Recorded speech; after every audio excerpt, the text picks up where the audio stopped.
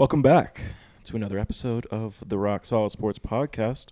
Today is Tuesday, May 14th, and the Jaeger Bombs are the champions. Damn right, baby. Of the spring 2024 Highlands Ranch Slow Pitch Softball League.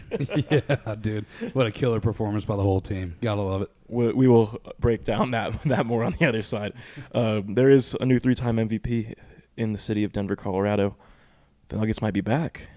More NBA, NHL playoffs this whole weekend. And the best golfer in the world is back. Gambling corner at the very end. Let's do it. We gonna make it, baby. Rock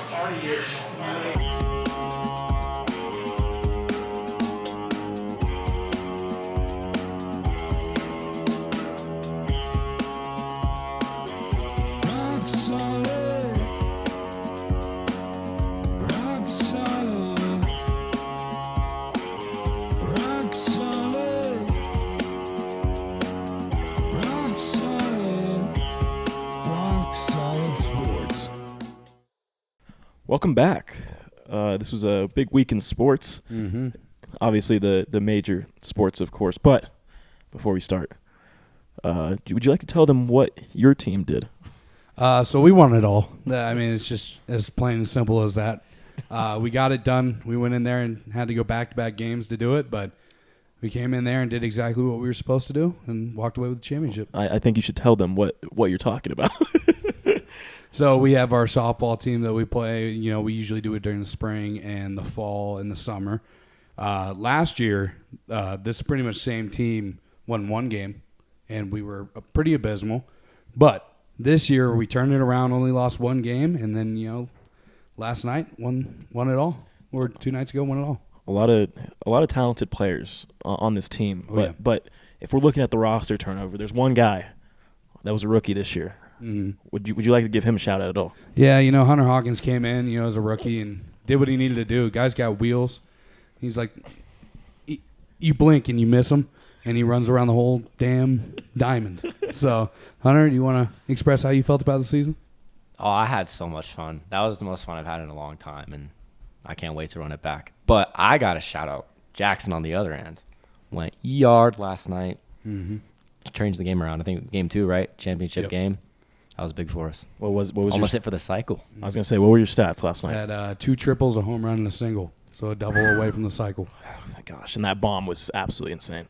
I told him to hit that ball like the ball said his podcast was bad. So, and he damn sure did that. Yes, I did, bro. It's in a yard. It was awesome. That was the first game I came to watch, and all my friends play for the team. So, would you guys like to shout out anybody, on your team, maybe in the crowd? Yeah, the crowd was great. Shout out to Joey, Caden, Trey, everybody who showed up. You guys did great. You guys elevated us. A lot of chirping going on, but we loved it. I got to give a shout out to just the whole team, really. But, Michael at shortstop, an absolute dog, stopped anything that went to him.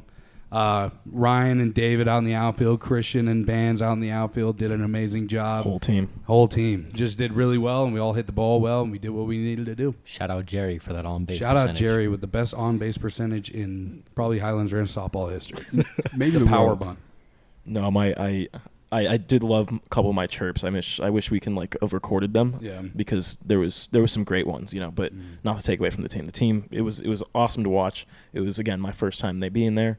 I will be back because they are 2-0 when I'm in the building. So, when does that start? That starts Monday, correct? Monday, summer.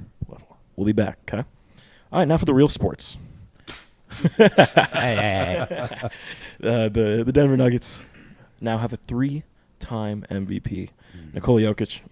He joins an amazing list of guys: Kareem, Magic, Mike, LeBron, Bird, a couple more guys. But wow, what a day it is to have a 3-time MVP in a Denver Nuggets uniform. Oh, yeah. I mean, there was never a doubt. The way he's been playing the past 4 years has been nothing but unbelievable. It's not that big of a stretch to say that this really realistically could have been his 4th in a row. I think last year he might have gotten a little gypped out of it just because I don't know if they wanted him being the guy who got 3 back-to-back-to-back.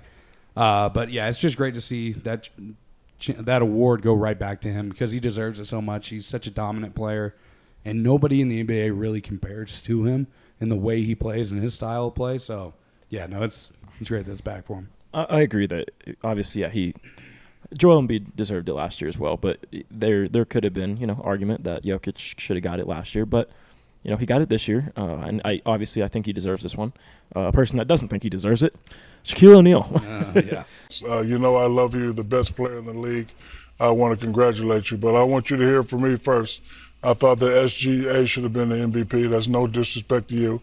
On national television, TNT the other night when they announced the award, I think it was last Wednesday, Shaq just straight up told him, I don't think you should have won the award. Yeah, he said he should have gone to SGA. Yeah, which again, he could have his opinion, but to say that just on national television, right to his face, seconds after he won the award, a little, I don't see that as a great look for Shaq.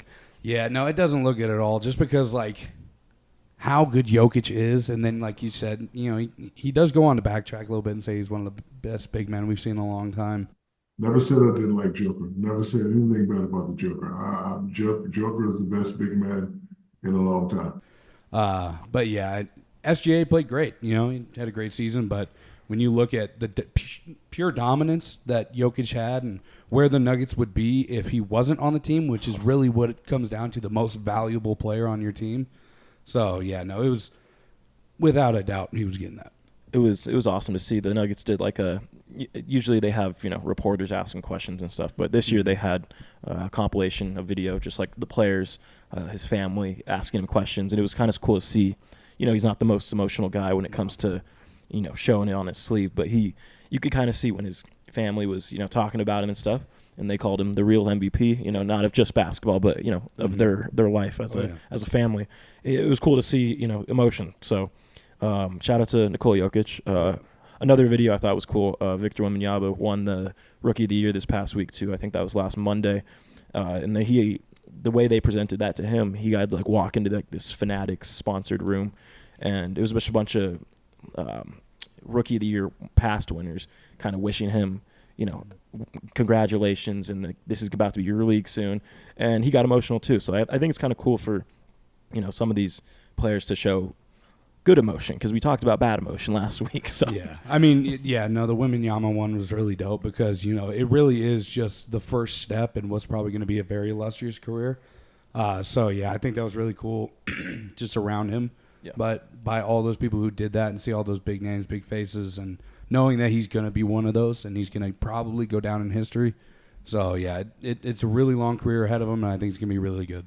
Got that first Rookie of the Year. He's obviously going to be probably the first pick on the all-rookie first team. He's second in Defensive Player of the Year voting in year one. Yeah. He has, he's going to win a lot, and he might win a lot of championships too. Yeah. So speaking about championships, the reigning NBA champions, are they back? I think so. I mean, those first two games got really scary. The first one was kind of whatever. The second one was really bad. It was bad. But, they went in their house and they took two and did what they needed to do to keep themselves from being in a really, really dangerous spot. But, yeah, I think they're starting to really play like Nuggets basketball again. I mean, I think they just had to get kind of knocked on their ass because they were able to coast through the Lakers series, because even though they didn't play very well, they still were able to just cruise through it because the Lakers just aren't good. So it's just – they really are playing a very, very good and hot team right now. So it's just they got knocked on their ass, and now they got to realize who they are, and I think now we're seeing Nuggets basketball. Nuggets did take Game 3 and Game 4 in Minnesota. In Game 3, they beat the Wolves by 27. Anthony Edwards kind of struggled. Looked like we kind of had him rattled that game. But in Game 4, we won by 8, and Anthony Edwards had 44. Mm-hmm. So cool stat. I think the games 1 and 2, the Nuggets – lost by, I think it was 26 and by 7 in those games 1 and 2, or 2 and 1, whatever, however you look at it. In 3 and 4, the Nuggets won by 8 and they won by 27. So anything you can do, we could do better. But in that Game 4, I think we have to talk about that highlight real quick. Right before the second quarter ended and went to half, maybe one of the craziest sequences we've seen in a basketball game recently. Mm-hmm.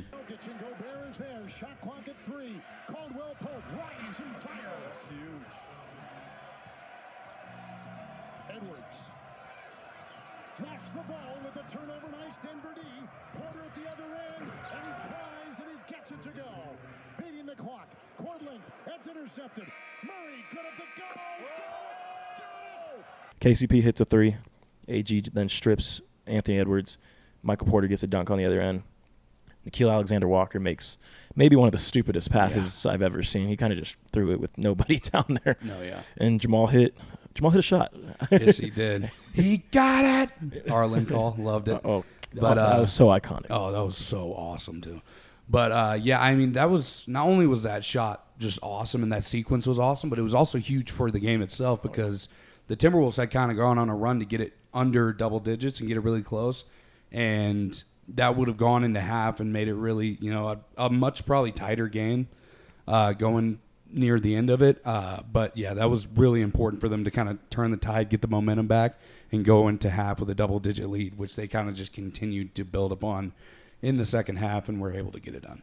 And, again, let's just take one more second. How iconic that Kevin Harlan, Jamal Murray, like those are the type of things you don't see, all the time. Yeah. But especially with that camera angle that they had of just you see Jamal Crawford's face, you see Reggie Miller's face.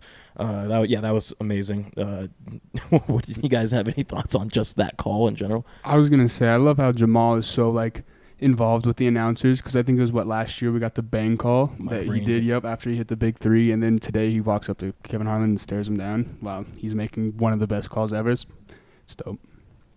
I don't know who's on the call tonight, but Kevin Harlan has been a part of all 3 of those shots that Jamal has been known for this playoff run. Both buzzer beaters, or both game winners against the Lakers, and then that call the other night. Kevin Harlan has been there. So I think we need Kevin Harlan to keep calling the Nuggets games. No, yeah. I mean, Kevin Harlan's one of those guys that you wish could just call every game ever. He's there with him, the Gus Johnsons of the world that you just want to hear their voice every single time. Jim Nance, you turn on. Yeah, I mean, the list goes on, but those guys are guys that you could hear them call tennis, and it would be exciting. So it's as long as they're on the call, you're going to have fun watching them. You could hear them call slow pitch softball. Oh, yeah, literally.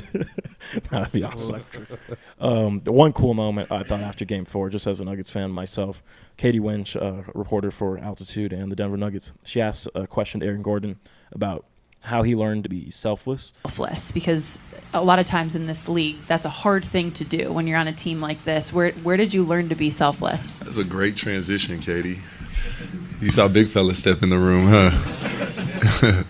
That guy, man, that's where I learned to be selfless.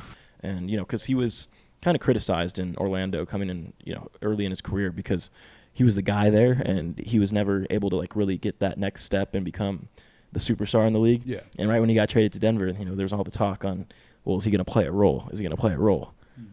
He's probably one of the best damn role players in the NBA right now. And Aaron Gordon's answer was awesome. He gave a lot of credit to Nikola Jokic because, if a 3-time MVP can be the most humble and selfless guy on a team, he can do it too. So I thought that was a cool moment. It just shows, I think, the character of this team. And we talked about the character of the team last week and how it was still good, but it was just reflected poorly on a certain, night. Mm-hmm. So it's cool to see us getting back to, Nuggets basketball. No, yeah. And I mean, with Gordon, it was just one of those things where it's awesome when you can see a player go from being the main guy on a team and, well known by everybody. In the dunk contest, we knew who he was. He was leading those Magic teams to be able to kind of step back and be this isn't really my team. So I just need to step back, play my role, and do the best I can to make sure we win. And it's awesome to see that. And he did that Game 4. I think he had 27 points, 7 rebounds, 6 assists. I mean, for your fourth option to have those type of numbers. And I think he missed one shot. What did Rudy Gobert call him? Kobe Bryant? Yeah. That's hilarious. I thought that was the difference last year, too, in our run, is AG just killing it on. I mean, we know he's going to show up defensively, but when he's hitting threes, hitting shots on the offensive end, no one can beat us. I think between last year and so far, I think he's shooting 39% from 3 in the playoffs, which if you look at his regular season numbers, they're not close to that at all. So this is where it matters. So, I mean, if you're going to start doing it at any point, you might as well start doing it in the playoffs. You saw what I think Jaden McDaniel said today about how he needs to stop disrespecting him. Yeah, he can hit him. It's just when he does. So Game 5 is tonight, sadly, at almost 9 p.m. But Jokic does get his MVP trophy tonight in front of a home crowd for the second time. I was actually there the first time. That was awesome. Any predictions for Game 5 tonight, and did the Nugs figure something out, do you think? I think the Nugs figured something out for sure. I think especially coming back in front of the home court, just with a lot of momentum coming into this game. I think this game shows a lot about, what's going to happen moving forward. Like if the Nuggets come in and just dominate, I don't see a path that doesn't lead to them going to the finals, to be honest with you. And honestly, that could be vice versa for the Timberwolves as well. Like if the Timberwolves can push through and end up winning this series, I think that they can find a way to make themselves into the finals. But I think I got Nuggets. I think they're going to carry that momentum. I think they finally have found their identity again. It took them a little bit. It took them getting knocked on their ass 2 games in a row at home. But I think they finally do it. I think they got it. And I think they win 2 back-to-back and close the series out. Has your opinion changed? You said Nuggets in 7 originally. So, do you see anything with momentum shift? Do you think they win maybe these next 2 games instead of pushing it to 7? No, honestly. I still think it's going to go 7. I do think there's a big turnaround, though. I feel like after the first 2 games, our biggest problem was probably offensively. We hadn't figured out how to score on them defensively. I don't think that we're necessarily going to come to a point where we're just going to – Ant's not going to go the next 2 games not scoring. I still think he's going to put up probably 40 every single game. But I think offensively we figured things out. So I have us winning tonight, but then I got Minnesota back home for 6, then us closing it out in 7 back here in Denver. Predictions for tonight and the rest of the series? I think the Nuggets did figure something out, but I think Minnesota's going to come in hot, and I think we're going to have a dogfight in Denver today. I think Nuggets will squeak it out, and I'm gonna go with Hunter. I think 7. I think it's going to be really, really hard to win 2 back-to-back games. 4 in a row, too. I mean, yeah, that exactly. So, yeah, I know. I think originally I said Nuggets in 6, so I'm going to stick with that. I think I did say that we're going to close it out in Minnesota. So, and I don't want to butcher this, but I did find this quote. It's been going around Nuggets Twitter for the past couple weeks. I think it's an Italian phrase. In Bacca al lupo, crepe il lupo. That means in the mouth of the wolf, may the wolf die. Nuggets in 6, baby. Let's go. Fire. Right now, we're watching Knicks-Pacers. That's been a very exciting series so far. It is Game 5 right now, back in MSG. Game 3 was awesome. Oh, yeah. Halliburton was amazing. I think he had 35. Dante DiVincenzo had 35 for the Knicks. But somehow, Andrew Nembhard for the Pacers, a guy that, if some people are listening to this, probably doesn't even know who that guy is. Yeah. He maybe had one of the worst games of his career. I think he was shooting 2 for 8 or maybe even worse. He hit the biggest 3. Halliburton double team, shot clock at 4. Nembhard's got to put it up. Step back, his 3-pointer. Bang! It was insane. It was a step back from probably 32 feet, something like that. Yeah. And we'll clip it for sure, but he just couldn't make a shot the whole night. And then the biggest shot of the game, like you said earlier about Aaron Gordon. These people are showing up in the biggest moments. So no, yeah, you got to do what you got to do when the rubber hits the road. You got to get going, and so it doesn't matter what you've done before, ever. You would just have to show out right then. So, I love seeing guys who nobody really knows coming through and doing something that important for their team. It just shows a really good team dynamic that you have, and I think both teams have that. I think both teams are chock full of players that are just ready to do whatever it takes when it comes to that time. So. Game 4, it looked like the Knicks kind of ran out of gas. The Pacers just ran them off the floor. I don't even know what the score was, but it was bad. They ran out of gas 2 minutes into the game. Yeah, no, it was bad. I think the Pacers were up by 20 going back after the first quarter. The first quarter, they were already smacking them. It was bad. So, we talked about the Knicks running out of gas. They're losing players. Anunoby's out. I know Precious is kind of banged up. Brunson's banged up. The only person that's probably truly healthy is Josh Hart, which is absolutely insane. But if the Knicks do win this series, are they gonna have enough people? Or are they gonna run out of gas if you got to go against presumably Boston? Yeah, no, they'll definitely be going against Boston. And I feel like that's not a team that you can come into and not have everybody ready. So I mean, they're just gonna have to make sure everybody's ready to go come that time if they can pull the series off. I think if there's anything that this series has shown us is that any given night, anything can happen. No team right now, I don't think, has the upper hand on either one. You got the Knicks who are kind of banged up, and then you got Indiana, who's just a hardworking team, who's going to take you to the end of the game every single time. So I think it's just we're going to have to sit back and watch. I think the Knicks will still have it, but like you said, I think that the injuries are going to catch up to them, and I don't think you can go against a juggernaut like the Celtics without a full team. I thought Tom Thibodeau should have really opened up their rotations early in this series. I mean, they were up, 2-0. Maybe that's a time where you throw in, that maybe 8th or 9th guy in the rotation. Yeah. But he's so stingy. He runs 7, kind of even just like 6 guys, because the 7th guy usually plays like 5 minutes. Yeah. And it's definitely starting to add up. And maybe their players aren't like completely tired, but like injuries are starting to, become an issue. Yeah. No, yeah. It's just we're going to just have to see how everyone recovers. I mean, a lot of them are banged up. I think Anunoby's the only one that's like injured. But I think that when you're having to play as hard as you're having to play in a series like this, it's just things are going to get worse. So, yeah, I think this doesn't end well for the Knicks if they move on. And, no Julius Randle as well. I mean, he's been out for a long time. But, speaking of Celtics and Cavs, who cares? Yeah. I mean, they did exactly what I said they were going to do. I think they were scrappy enough to pull one game out. But they're not going to win that series, especially with no Donovan Mitchell. It's not going to happen. But, yeah, the Celtics are just going to cruise through probably the rest of the series. I don't see them losing another game. They're probably just going to roll through it.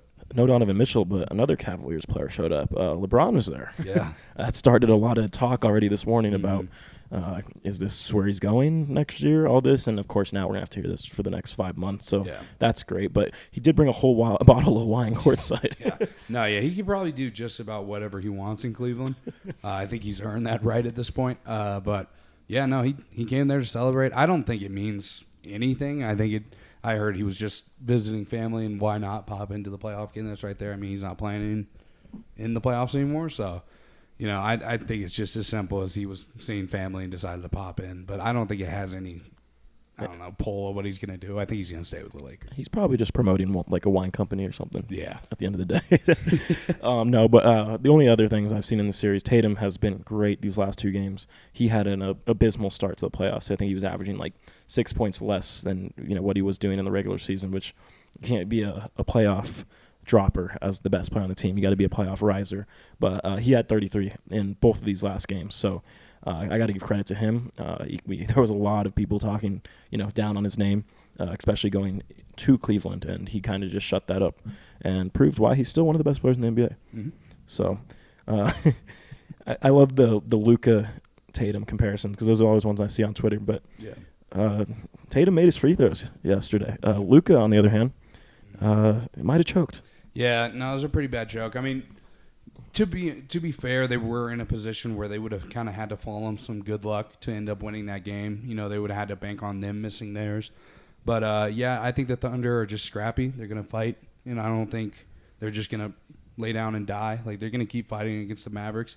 And, who knows? Like, we talked about the experience of the Mavericks. But, with the youth of OKC, we could see them kind of outlast stamina-wise for the rest of the series. So, I mean, I think it's kind of another situation with the, Pacers and Knicks where it's like this series is so up in the air. Like, who knows who's going to win it? I mean, my prediction's still alive currently for it. But, I think it is up in the air. I think either team could walk out of here with the series. But I think we could see a little bit of stamina drop-off. We'll see how that goes. Those felt like fighting words. I said Mavs in 5. I'm Mavs in 6 now. Like Luka, he could have tied the game with 10 seconds. So I mean, I don't know that I would call that you need luck at that point. If he would have tied the game, I think he just choked and missed a free throw, and that kind of screwed things over for him. But yeah, Game 3, the Mavericks did win. PJ Washington was amazing. I think he had like 27. I think he made like 6 or 7 threes, which for PJ Washington to kind of come into this role, it's interesting. I think that's the first time since Kyrie and Luka have been playing together that one of them was not the leading scorer on their own team that night. No, yeah. So, and those are the guys you need to step up to win. And, going into Game 4, the Mavericks shot 12 of 23 from the free throw line. And, like you just said, you're not going to win games that way. No. Especially against, the number 1 seed Thunder with the MVP caliber Shai Gilgeous-Alexander. Mm-hmm. And just a team that's just really good bonded together. And, you're not going to beat teams like that if you can't fundamentally do everything almost right. I think the real story of the series was the post-game press conference after, Game 3? It was Game 3. I don't know if anybody saw that video. I don't even think we'll be able to put this up on YouTube. No. But there was someone in the media room was playing something on their phone that they shouldn't have been playing. Yep. Maybe moaning noises, some could say. And to see Luka's face, oh my gosh, it was hilarious. Yeah, nothing else in that moment mattered. No. He was so flabbergasted. with what He was going on. trying so hard not to laugh. We should put the video in. We could cut the audio, but just the video of Luka's face when he heard it and just like very concerned. And whoever did that might not have a job anymore. So speaking about not having a job anymore, would you like to speak on Val Nichushkin?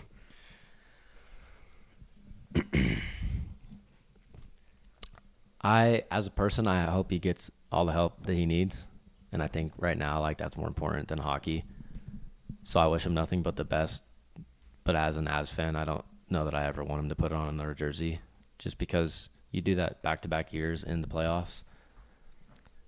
Again, more importantly is his health and making sure that he's okay and gets taken care of. But there is a little bit of an element to selfishness to that. Like, you can't do that back-to-back playoffs because that really hurts our team.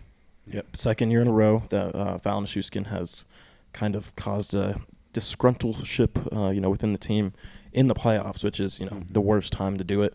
The Avs are now down 3-1 in the series against the Stars, and they head back to Dallas for Game 5. What would that be? Probably tomorrow, I guess. It's tomorrow night. But yeah, Val Nichushkin, obviously we all wish the best from health-wise, but yeah, just to see second year in a row, I think you got to the softball game yesterday, and I told you, I was like, yeah, Nichushkin's out tonight. I didn't even believe and you. he didn't believe me, and I was like, why would I lie about this?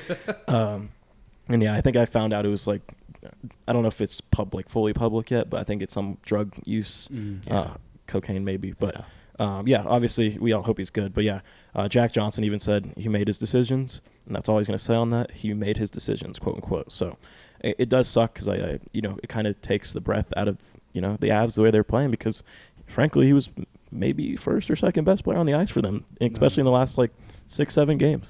Yeah, and it really hurts. Like at the point where where he has to be suspended, just because they were already kind of starting to play, just to be honest, bad hockey. It just wasn't good to watch. Me and Hunter were at game, what was it, 3? Mm-hmm. We were at game 3, and that was some of the worst hockey I've ever witnessed in my life. I mean, just awesome. No care to win. Nobody could handle a puck. Nobody was shooting. There was probably 4 minutes left in the game, and every single time they got the puck, they would dump it down the ice, and it was just they'd give up on it immediately. Nobody would shoot. It was just awful to watch. And then pulling the goalie with 3 minutes left in the game with only down one.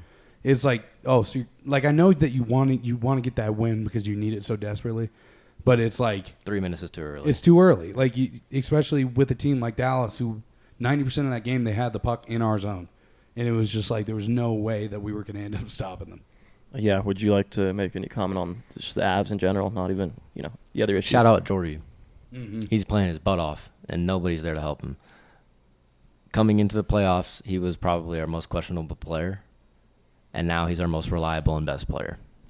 So if that, and by the way, just to remind people, we have people like Nate McKinnon, Cale Makar, Mikko Rantanen, and Jordy's our best player and most reliable. That's the problem. Yeah, and you also got a question. No, I don't know. Maybe it's just a hockey thing that I don't know, but we were at the game, and the first line was none of them. None of them came out. That was very interesting. It was very weird. McKinnon, Makar, none of them were out there. They came in after the first stoppage, so it was after maybe a minute or so.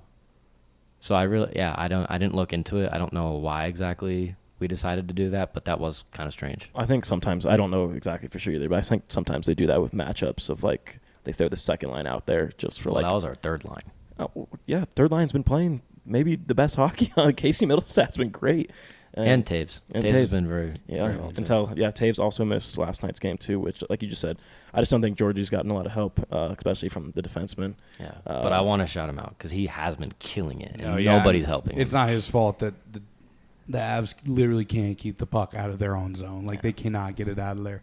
But yeah, I mean, when you think of the Avs and what they're best at, it's getting an obnoxious amount of shots on goal and scoring a lot. And so when you watch these past, 2 games where they can't even get a shot off when it matters the most, we were watching the game and everyone just kept passing. We're shoot the puck because you're not in a great spot right now and you have about 4 minutes left. let's start putting some shots on goal, even if they're ugly. Like, just start shooting them because we need some sort of momentum, and we weren't getting it by how passive and bad we were playing. Is it over? I don't see a world where we come back and do it. And we would have to come out and be a completely different hockey team to come back in this series. Like, we'd have to, I don't know, be the best hockey team that's ever touched the ice probably to come back and win this. It's just, if we're playing anywhere near like this, there's no way we win 3 straight. So, is it over? After game 2 of the Nuggets and Wolves series, I said, it's over. Then they came out and played like the Nuggets. If we can come out and play like the Avs. Say it's over. It's over. And then, hopefully the Avs come out and play like the Avs, and, we get – I'd love to just get it to 6. Let's win in Dallas. That's the first thing. If we can get that done, come back home. One game at a time. Yep. Come back home. Then I think it really starts to open things up because, they're good at Ball Arena. We have the best home record this season, so they're capable of winning, obviously, at home. Yeah. I think it just depends on how they come out tomorrow. If they come out kind of already defeated, especially with everything going on, it's done. But if they, move past that and just come out fucking going crazy, then, I think it could be a series still. No, yeah. I mean, I, in my heart, really want them to. Like, I love that team, and I want them to succeed. But stepping back and looking at it from an outside point of view, I think it just, there's no way I see them coming back and getting this done. Another team I don't think is going to be coming back is your prediction of the Boston Bruins. The Florida Panthers are now up 3-1, and I think the game is actually going on right now. Mm-hmm. So by the time that this episode releases, it might be 4-1. Yeah. So my Florida Panthers, my Eastern Conference Florida Panthers, obviously still an Avs fan, but I have been saying since the jump that the Florida Panthers are going to represent the East in the Stanley Cup, and I think they're the best team in the East. Crazy thing from game 2. David Pastrnak and Matthew Tkachuk dropped the gloves. Word off the bench. And Pastrnak still wants that Tkachuk even after the officials have gotten in between. He's not happy because Tkachuk took an extra shot while Pastrnak was on the ice. After, I think their shift prior, they kind of agreed that they're going to drop the gloves. Yeah. And they did. And those are like 2 really prominent guys in the sport of hockey. So to see 2 guys as big as that drop the gloves in like a really meaningful game, that was so awesome to see. No, yeah, I love that. I mean, I've always said that every sport should have that. I love that aspect of hockey where it's just like these guys are just pissed and they're like, you and me, let's go. Yeah. And then they just go out there and beat the shit out of each other, and the refs just let it happen. They watch and they just let them get their anger out, and then we go and play the rest of the game. Shout out Pasta too, because he's not really a fighter. But he stood on business. He did. Mm-hmm. I think he told his coach. He asked him if it was okay. He asked him if it was okay, and his coach was like, "Shit." I think even if whatever I say, I think you're going to do it anyway. So, maybe if Connor McDavid had Pasta's mentality in that moment, maybe he wouldn't have got cross checks. That was bad. That was ugly. Vancouver leads the Oilers 2-1. I believe they also played tonight. Correct. Mm-hmm. Yeah. After the Panthers Bruins game. So they are. I think Carson Soucy already missed his game. I think he already got suspended. I think he already took his suspension, but he did cross-check Connor McDavid at the end of the game. 5-7 margin over the final 2 periods. One more look at that late cross-check after the final horn, and then Carson Soucy. The double. Yeah. So there's a little bit of slashing. And if you know anything about any sport ever, if you do that to the best player in the sport, you're probably going to get suspended. Yeah, and I mean, I don't even know if it comes down to that, because that was like some of the most that was brutal. Like, he checked him on the bottom to make him fall, and then he checked him in the throat to he high-load him. And time had expired. The game was over. No, yeah, that's the worst part too. It was brutal. It was bad to watch. It was a planned attack for sure. Oh yeah. That was so bad. I watched it so many times and this. It was crazy. Way too tactical. Yeah, to just exactly. Be in the moment. Yeah. One in the back, one in the front. Pause. Crazy. Sorry. He took it on his chin. All right, y'all. So one of the Vancouver players, Nikita Zadorov, I hope I got that right. I've been on a roll pronouncing names, so I think if I got that one right, we're gonna have to make like a graphic or something. But he did say that speaking of the NHL, that they have to protect their investment. They have to protect their investment, so that's my understanding in this situation for sure. That's my understanding. Speaking of Connor McDavid. Maybe he felt like the suspension wasn't warranted, but the NHL has to protect their quote-unquote golden boy. I'm not my words, but just I think that's what he was trying to say. Yeah, I mean, and I get what he is talking about because there are many examples of stuff like that happening, I feel like. But the difference here, I feel like, is it didn't matter who it was, but it was like it's not like it was in the heat of the game when, sticks were flying everywhere and you just got hit. No, it was like the game was over. It was done. The regulation was over, and it was like a planned almost attack on McDavid at the end of the game. So I think that's where the difference comes in. It's not like a heat of the moment thing. It was like when the game ends, we're doing this to McDavid. Like that's kind of what it felt like. I think the fact that it felt planned and kind of orchestrated, I think is the reason why he's getting suspended. So I think it's warranted, to be honest with you. Would you like to speak on your prediction about the Vancouver Canucks and, how they're up 2-1 in the series? They have a chance to go up 3-1 tonight. You kind of seemed right on the nose with that.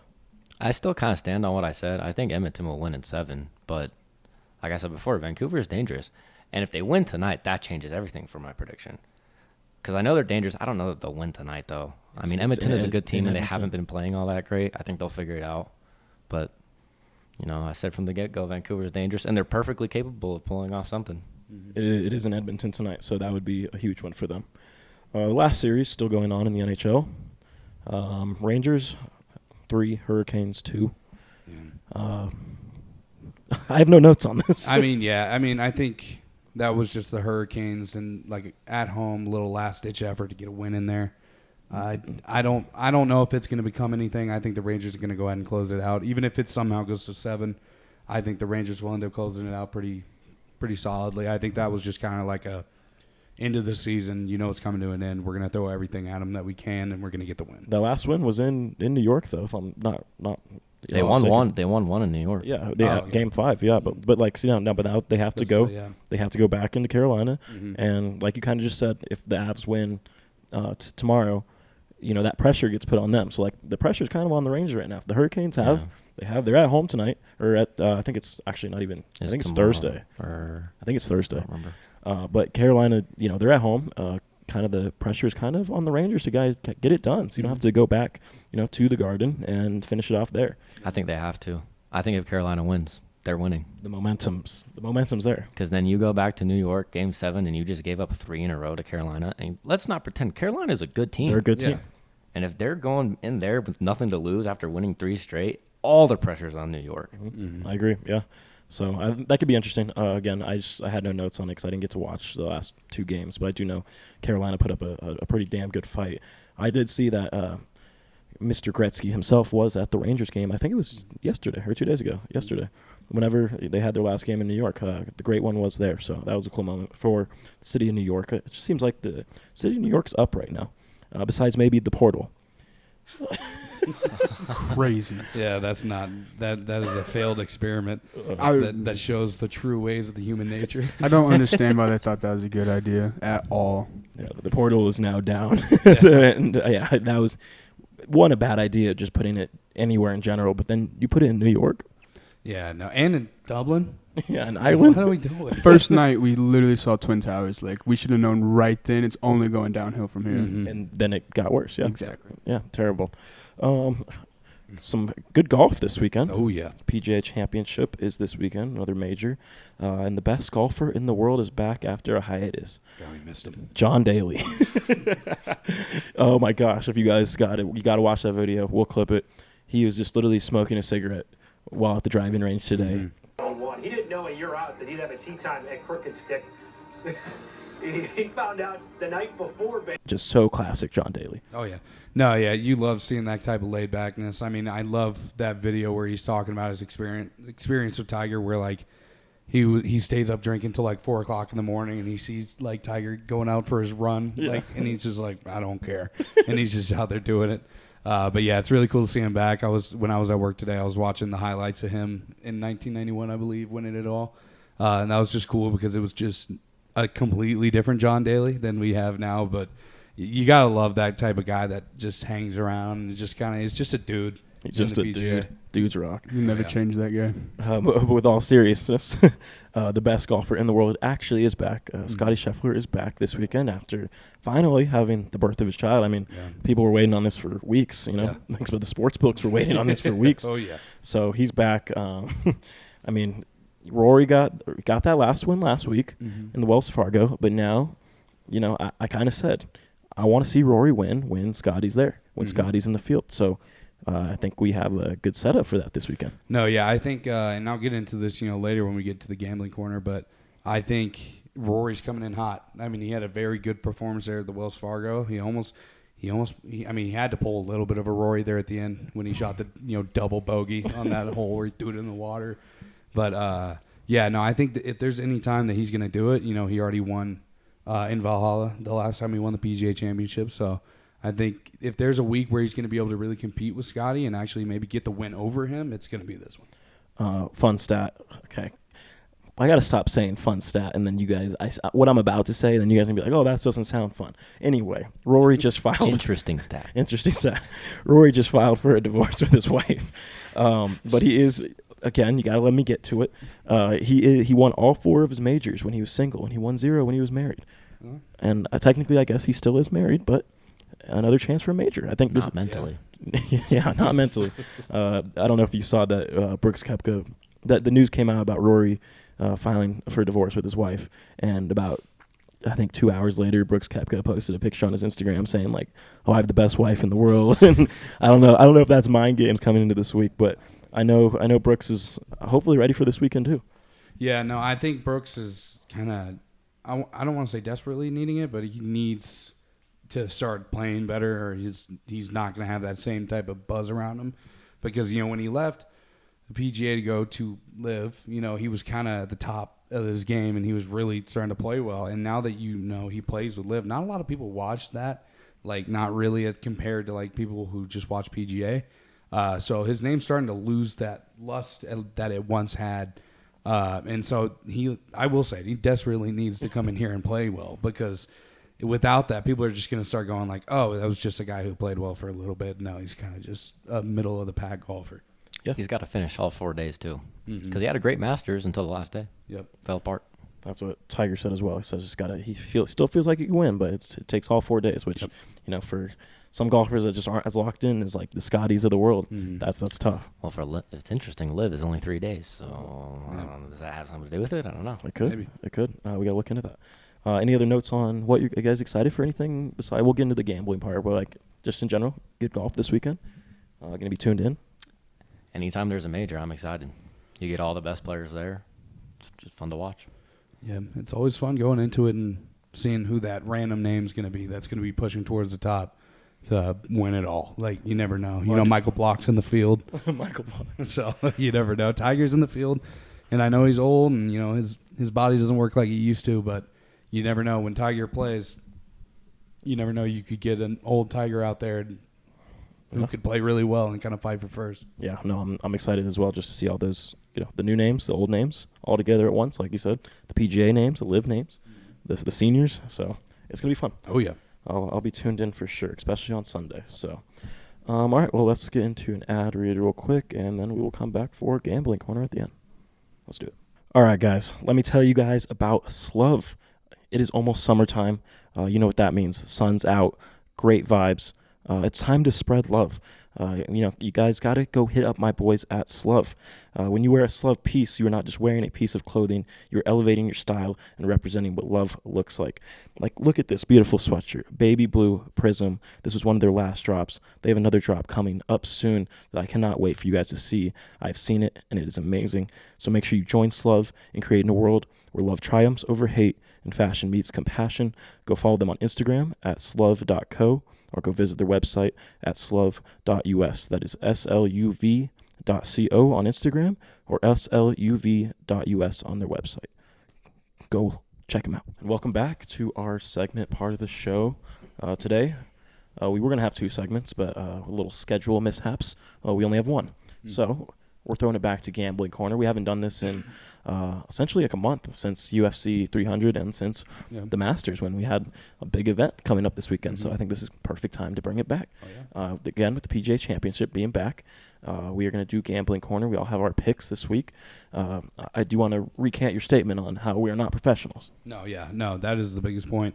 You spend your money at your own risk. If you choose to listen to us and put your money where we say to put it, that's on you. We're not professionals at all. And we're not sponsored by any betting sites. Nope. If any betting sites, Superbook Sports, reach out. I know a couple guys that work there. So if you're watching, we need a sponsor. Okay. Do you want to do your picks first?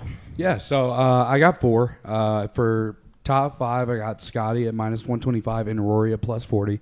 I think both of those guys, I think Scotty's going to come and do what he was doing when he left. He's just going to be dominant. He's definitely going to finish in the top 5. Rory, on the other hand, he's at +40. I think 140, yep. I think it's just one of those things where, what Rory are we going to get? He's coming in hot after the Wells Fargo where he played really well. He also knows Valhalla really well. He won his PGA championship there before. That's the kind of shaky top 5 I got, but I still think he's going to crack it. I think he's just going to play to his competition. He's just going to play really well. In the top 10, I got Xander. Xander's always around. I really love this pick. Xander top 10? Yes. Yeah, I think Xander at top 10, he's +105. Those are pretty good odds, I think, to take, just because he's always in the mix. He's not really the type of guy that wins a lot, but almost every single tournament you look at, he tends to be in that mix for a lot of it. So I think that's a pretty safe bet that could, get you some money there. And then top 20, I got Rahm. Didn't do the best at the Masters, but I think he's going to kind of turn around a little bit. He's due for kind of like a good tournament. I think top 20 is pretty good. He's at -185. I think that's going to be pretty good. Myself, I put all of those into a 4-leg parlay for plus 1,264, 20 to win 272. I think all of those are pretty good. I think the only one that kind of has me shaking is Rory in the top 5, just because you never know how he's going to play when he comes out. But I think he's kind of on a roll. He's comfortable with the course. I think he's going to do well. And I think all of those have a very good chance of hitting. Caden, your picks for Gambling Corner. I only got one after scrolling through that I felt like the odds were the best for myself, at least. I got Brooks Koepka top 10, 125 on FanDuel, 175 on DraftKings. That was the biggest thing for me on DraftKings, is they got him a little bit higher. He won the last championship, last 5 appearances. He's been within 5 strokes of the winner 3 times. I know he had a rough Masters and Open, but I think he's going to pull it together, especially, like I said, he knows the course pretty well, won last year, so I don't see him outside of the top 10. Hunter, your picks. Well, as Joey mentioned, we're not professionals. Due to that fact, I've had a horrible few months of gambling, so I've been taking a break. So I actually have not looked into this super deeply, but I expect Scotty to do what Scotty's been doing, and that's been making me realize, oh my gosh, you are amazing all year long, and I think he's going to win. I got him outright at plus 400. I love that. I like. We talked about just betting on Scotty to win every time, and we should just keep that trend going. So it's the safest bet you can make, probably. Yeah, honestly. My 2 picks. I felt really confident with this in the Masters, and he proved me right. My guy Max Homa, top 10 finish, plus 220 on FanDuel. He's just been playing great golf this whole 2024, and with his Dodgers heating up, I think he's mentally he's heating up too. In all seriousness, no, he has been really good this year, and I feel like top 10 at 220 is great value, and I think he's like number 6 projected right now. So if we're getting plus 220 for a top 10, he's projected to be like number 6 in the field. I like it. Also with Caden, I did agree. Brooks Koepka top 10. I did have it at plus 125 on FanDuel, so I am a little upset that plus 175 was on DraftKings, because I would have, if I looked into it just a little deeper, I would have got a little better value. I just did both straight bets. I don't, feel confident putting it in a parlay. I just, one of these guys are, sometimes a little inconsistent. Like both of them are, but like I could see one of them playing really good this weekend, and one of them, playing 3 days instead of 4.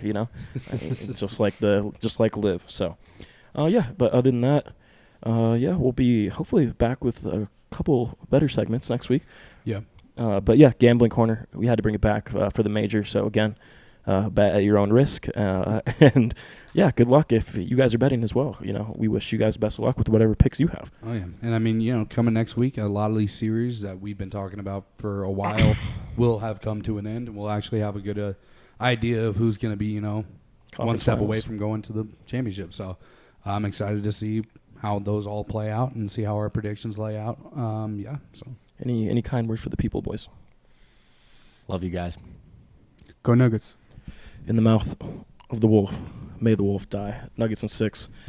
Tell somebody you love them. It might just make their day. See you guys next week. Peace.